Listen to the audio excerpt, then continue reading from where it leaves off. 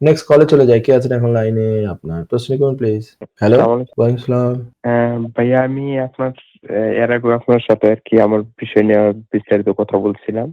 হুম। তো এখন আমি ওই অ্যাপেলার অ্যাপেলার আবেদন করছি আরকি। অ্যাপেলার ডিসিশন পেন্ডিং আছে। এখন পর্যন্ত আমার কোনো ডিসিশন জানায় নাই।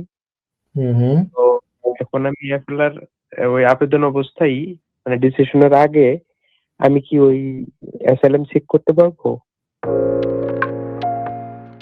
অ্যাসাইলাম সিক যে কেউ যেকোনো সময় করতে পারে।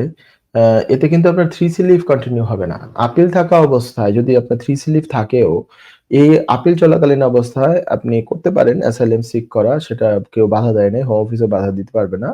কিন্তু এইটা এমন না যে আপনার আপিলের মাধ্যমে যে 3C চলছে সেটা আবার মানে সুইচ হয়ে কিংবা আ ডাইভার্ট হয়ে আপনার নতুন যে অ্যাসাইলাম ক্লেম করবেন সেটার সাথে যুক্ত হয়ে যাবে। এটা সম্ভব না। আপনার 3C লিভটা থাকবে আপিলটা যতদিন পেন্ডিং আছে ততদিন পর্যন্ত।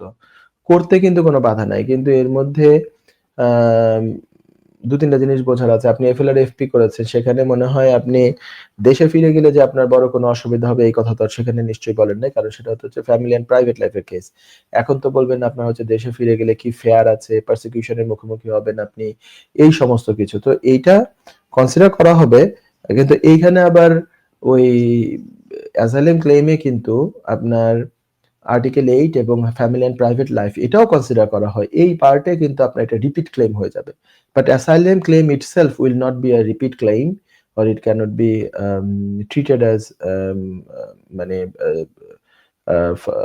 further submission or fresh claim. It will be treated as just simple asylum claim.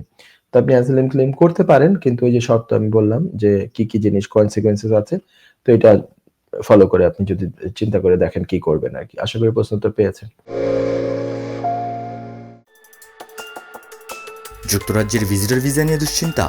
আপনার আত্মীয় বা বন্ধুর ইউকে ভিজিটর ভিসা রিফিউজড হয়েছে? আপনি কি জানেন হোম অফিসের এই সিদ্ধান্তের বিরুদ্ধে জুডিশিয়াল রিভিউ করা যেতে পারে?